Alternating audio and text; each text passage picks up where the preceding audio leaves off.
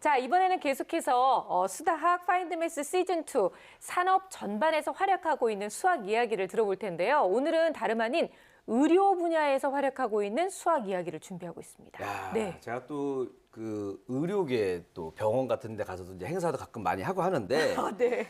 요즘에 그 이 로봇이 또 난리가 났습니다. 예, 갖고 또 뭔가 이것도 수학하고 관련이 있지 않을까 제가 좀 생각을 해봤는데 왜냐하면 요즘에는 그 로봇들이 이 수술실까지도 막 들어오는 맞아요, 경우가 많아요. 맞아요. 들어와가지고 환자분께 누워 계시면은 이제 로봇이 그 뛰어난 그 계산력을 바탕으로 수술비하고 입원비하고 이렇게 다 계산해주고 이런 게 뭔가 그 수학과 그 의료가 관련 있는 게 네네. 아닐까 제 추측입니다. 아, 네, 너무 많은 기대를 했네요.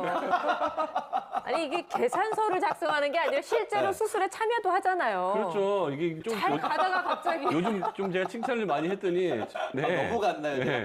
병원비가 많이 나와서 민감하거든요, 저는. 참 로봇이 그- 계산해줘야 돼. 좀 더 연습을 하시면 아, 예. 더 발전할 수 있을 것 같은데 그건 아닌 것 같습니다. 한 네. 2년 더 하면은 더 잘할 것 같아요, 수학. 네. 그러니까요.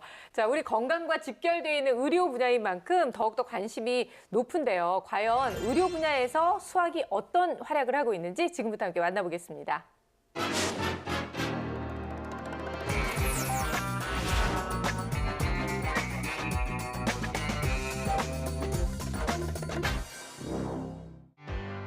과학기술의 발전으로 현대 사회의 많은 사람들이 편리하고 풍요로운 생활을 누리며 삶의 질을 높이고 있습니다.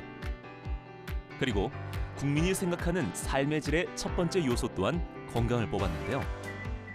하지만 바쁜 사회생활에 시달리며 잘못된 식습관과 운동 부족으로 각종 성인병과 암과 같은 질환이 급격하게 늘어나고 있습니다. 다행히 현대의학이 발달함에 따라 건강검진 등을 통해 질병을 조기에 진단할 경우 완치 가능성 높은데요. 이에 발맞춰 우리 몸을 가장 정밀하게 진단할 수 있는 CT, MRI 등의 의료 영상 기술들도 함께 발전하고 있습니다. 그리고 이 중에서도 CT는 진단 시간을 절약시켜 많은 사람들에게 일반적으로 사용되는 기술 중 하나인데요. CT 진단법은 1979년 영국의 공학기술자 고드프리 하운스필드와 미국의 물리학자 앨런 코맥이 노벨 생리의학상을 받으면서 세상에 알려졌습니다.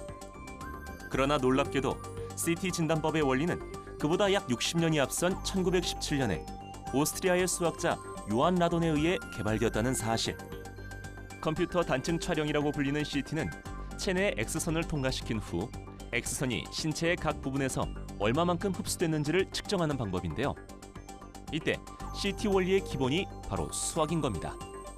먼저 수학적으로 아주 간단하게 말씀드리면 n개의 미지수를 갖는 n개의 방정식이 주어졌을 때 이 연립 방정식의 해를 구하는 것과 같다고 말씀드릴 수 있습니다. 예를 들어 엑스레이를 어떤 특정 방향으로 투과시키면 4개의 방정식을 얻을 수가 있는데요. 이 4개의 방정식의 해의 분포를 시각화한 것이 바로 CT 영상이라고 말할 수가 있습니다. 실제로는 이거보다 더 많은 미지수를 구해야 합니다. 이러한 과정을 통해 얻어진 CT 영상은 우리 인체의 다양한 질병을 더욱 정확하게 진단할 수 있도록 도와주는데요. 하지만 그럼에도 불구하고 CT를 통해 의사들이 환자를 진단하고 모니터링하면서 보완해야 할 점은 존재합니다. 바로 인체 내에 임플란트, 인공관절 등 금속성 물질 등이 존재할 경우 CT를 촬영했을 때 금속 물질 주변으로 왜곡이 일어난다는 겁니다. 이를 보완하기 위해 기존에도 다양한 방법들이 사용됐지만 대부분 왜곡을 줄이는 동시에 인체 해부학적 정보도 함께 제거하는 단점이 발생했습니다. 이에 국가수리과학연구소는 연세대학교 계산과학공학과 팀과 공동 연구에 돌입했는데요. 치과대학 의사 선생님으로부터 CT에서 발생하는 금속 인공물에 대한 문제에 대해 처음 접하게 됐습니다. 먼저 이 금속 인공물 보정에 관한 연구는 지난 30년간 많이 연구되고 있던 분야 중 하나입니다.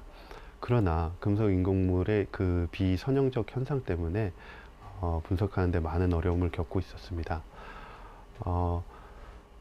의사 선생님과 대화를 통해서 이 현상에 대한 정확한 분석이 있어야 좀 더 문제를 심도 있게 다룰 수 있을 거라 생각하여 이 수리적 분석을 시작하게 됐습니다.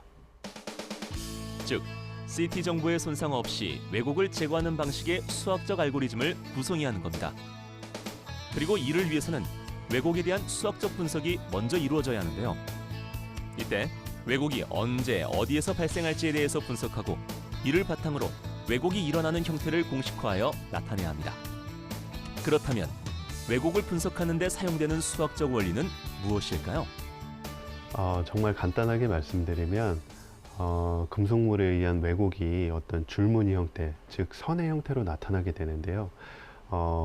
이 선을 어떤 한 점이 어떤 특정 방향으로 전파되어 나갔다고 바라볼 수가 있습니다.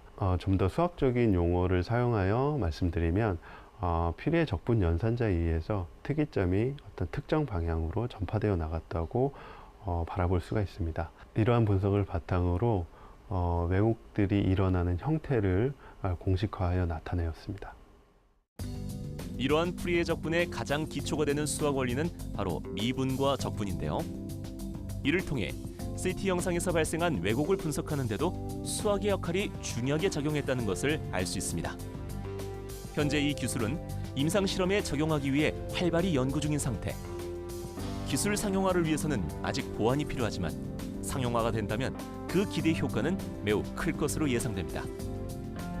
먼저 CT 영상으로부터 왜곡만을 정확하게 추출해내 깨끗한 상태의 영상을 볼 수 있어 환자의 진단 정확도를 높일 수 있고, 더 나아가 현대인들이 건강한 삶을 영위하는데 크게 일조할 것으로 보고 있습니다. 정확한 질병 진단을 위한 의료 영상의 오류를 제거하는 데 중요한 역할을 한 수학. 세상의 문제를 빠르고 정확하게 해결하는 힘, 바로 산업수학입니다. 우리 몸에 어떤 이상이 있는지를 정확히 알기 위해서는 정확한 진단이 필요하잖아요. 이때 많이 사용되는 것이 바로 CT라는 건데, 이 CT의 기술도 수학에 기반을 두고 있는 것은 맞죠. 그런데 이 왜곡의 문제점이 발생한 것을 잡아준 역할 역시 수학이 했다. 이렇게 정리를 해볼 수 있는 거죠, 선생님? 네, 맞습니다. 의료계야말로 수학과 수학자들의 활약이 대단한데요. 그중에서도 사람의 몸을 해부하지 않고 사람의 몸 안의 문제점을 파악할 수 있다라고 하는 것은 상상도 못할 일이었었는데, 네. CT라고 하는 기술이 들어서면서 그것이 가능하게 됐습니다. CT 진단법이라는 것을 좀 더 구체적으로 말씀드리면, X선이라고 하는 것을 여러 각도에서 신체에 쏘게 돼요. 그렇게 되면 들어간 X선의 양이 있는데 나온 X선의 양이 또 있을 거 아니에요. 그러면 들어간 X선의 양에서 나온 X선의 양을 빼면 몸속에서 머물게 되는 X선의 양을 우리가 알 수 있게 되는데요. 네. 이 촬영한 원리를 살펴보면 중학교 때 배웠었던 연립 1차 방정식이라고 하는 원리로 이런 것들이 진행됨을 알 수 있습니다. 방정식이라고 하는 것이 X값에 따라 참과 거짓이 결정되는 것을 방정식이라고 이야기를 하는데, 미지수의 개수가 늘어나면 그 미지수의 개수만큼의 1차 방정식이 주어져야지 문제를 풀 수 있고, 그러면 그 연립되어진 연립 방정식을 풀게 되면 각각의 값들을 우리가 예상할 수 있게 되는데, 물론 실제 병원에서 사용되고 있는 기술들은 연립 1차 방정식을 넘어선 좀 더 고차원적인 적분 방정식이라고 하는 것을 사용해서 되고 있는데, 그 이유는 네. 몸이 입체로 되어 있고 좀 더 구체적이고 세밀하고 정밀한 결과를 내기 위해서는 좀 더 복잡한 수학식이 사용되기 때문인데요. 그 기반을 살펴보면 연립 방정식이 기반이 되고, 그것에 더 발전된 부분들을 통해서 우리가 의학적인 부분에 많은 공헌을 하고 있다고 볼 수 있습니다. 네. 그 연립방정식 얘기는 사실은 좀 몸에 무리가 가긴 했지만 그래도 좀 그나마 좀 이해가 됐어요. 이해가 됐는데, 근데 태어나서 처음 듣는 얘기가 있습니다. 네, 무슨요? 풀이의 적분. 사실 그 미분 적분만 나와도 굉장히 그 머리가 아프고 당황스러운데, 앞에 뭐 또 풀이가 들어가니까 너무너무 더 당황스러운 거예요, 지금. 이거 도대체 뭔지 모르겠어요. 당황스럽지 않으세요? 풀이의 적분? 할만해요. 할만하세요? 저는 노코멘트 하겠습니다. 네. 당황한 표정인데. 영상에서 나타나는 왜곡을 잡기 위해서 풀이의 적분이라고 하는 것이 사용되게 되는데, 이리 씨가 이해하는 데는 너무나 오래 걸릴 일이고 어려운 저도 부분이에요. 알고 싶지가 않습니다. 이제 요 정도로 있다는 것만 알고. 이해가 안 되기 때문에 알려줄 수 없다. 지금 이 말씀이신 거잖아요. 다행이네요. 고맙습니다. 배려해줘서 고맙습니다. 근데 이런 것들을 이해하기 어려운 것은 대학에서도 좀 더 고차원적인 수학을 들어가기 때문인데요. 네. 자연계의 파동을 이해하는 데 사용되는 것이 풀이의 적분이라고 할 수 있어요. 근데 그것이 기반이 되는 것이 미분과 적분인데 미분이라고 하는 것은 변화량에 대한 학문이라고 이야기할 수 있고 적분이라고 하는 것은 미분의 역방향이라고 이해할 수 있는데 그러한 것들이 우리가 중학교 때 배웠었던 것들과 연계하게 되고 네. 그것들이 미분과 적분, 그것이 풀이의 적분. 그래서 결국에는 의학의 여러 가지 문제들을 해결했다라고 보시면 되는 거죠. 아니 그 의료와 수학이 이렇게 관련이 많다면 사실 찾아보면 시청자 여러분들께서 더욱더 흥미를 느낄 만한 이야기가 많이 숨어 있을 것 같은 생각이 들어요. 아, 그렇습니다. 그래서 그 의료와 수학과 관련된 이야기가 또 갑자기 불현듯 하나 떠올랐는데. 아, 너뭘 또 불현듯 떠올랐겠어요? 준비했겠죠. 아닙니다. 뭐예요, 근데? 그 예전에 그 나이팅게일이 네. 크림반도 전쟁이 발생했을 때 그때 간호사로 일하고 있었잖아요. 그래요. 그러면서 이제 이분이 일하면서 그냥 정신없이 일하면서도 그 와중에도 뭔가 기록을 많이 한 거예요. 그래서 뭐 입원, 부상, 질병, 사망 이렇게 이런 분들 다 통계를 졌더니 맞아요. 했더니 이거 봤더니 전쟁으로 부상 입어서 죽는 사람보다도 전염병으로 죽는 사람이 더 많네 하면서 세상을 놀라게 했습니다. 아니 이거 지난번에 김희진 선생님이 말씀해 주셨던 그 내용 아니에요? 잘 써먹으면 되는 거 아니에요? 뭐가 중요합니까? 역시. 다 기억하고 있잖아요. 야. 그래서 그 나이팅게일 덕분에 네. 이 뭐 군대뿐만 아니라 그 사회 공공 보건 개혁까지 엄청난 변화가 찾아왔습니다. 이게 바로 의료와 네. 수학과의 아주 끈끈한 관계의 가장 대표적인 예가 아니겠습니까? 야, 제가 봤을 때는요, 이 수학을 보는 데는 두 가지 맥락이 있어요. 이 수학과 관련된 이야기를 보는 재미 플러스 네. 김일희의 성장 드라마를 보는 거. 아. 이게 약간의 뭐 인간극장 같은, 야, 이제 진짜 아우. 사람이 이렇게 성장할 수 있나요? 요즘 머리 많이 쓰고 있습니다. 그래서 머리가 예전보다 많이 좀 꽈졌잖아요. 열받아가지고. 아니, 그러니까 옆머리가 많이 빠졌네요. 네, 이게 옆머리는 많이 빠지고 위에는 막 꼬부라지고 지금 머리를 너무 많이 써서 그래요. 아니 근데 정말 선생님 가르쳐준 보람을 좀 느끼시겠어요? 우리 씨 진짜 대단하네요. 다 기억하고 있다니 뿌듯합니다. 실제로 수학 통계는 의료 분야 발전에 절대적인 영향을 많이 끼쳤거든요. 예를 들어 보면 이제 인류를 괴롭히는 종양 있잖아요. 네. 이 암을 유발하는 유전자가 바로 이 통계를 분석을 통해서 밝혀지기도 했고요. 그리고 또 보면은 아픈 사람과 아프지 않은 사람들을 유전자를 비교해서 무엇이 어떻게 다른지를 이렇게 밝혀냈거든요. 이게 바로 다중 비교라는 통계 분석을 활용했습니다. 그래요. 그리고 지금 해외에서는 수학자들이 의료 분야로 전면적으로 나서기도 하거든요. 가장 대표적인 사람이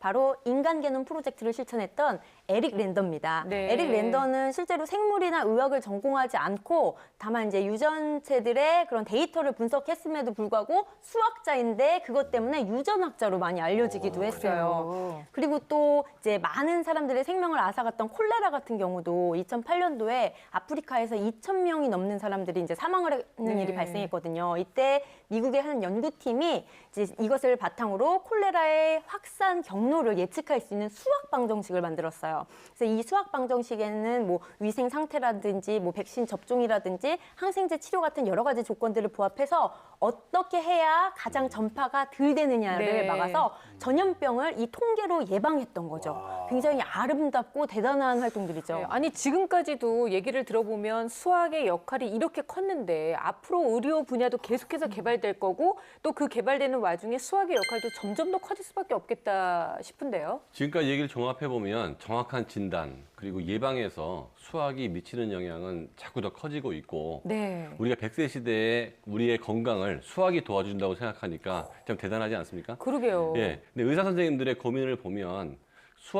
수학처럼 자기 진단이 정확하게 떨어지지 않는다는 거예요. 그래서 자기의 주관적인 경험을 통해서 진료를 하는데 이거를 수학자들과 이제 공동 연구를 통해서 정량화된 그 진료가 이제 가능해질 수 있다는 거죠. 특히 이런 연구는 그 새로운 진단 정보를 출력하는 기능 영상 분야에서 많은 발전이 이루어지고 있고요.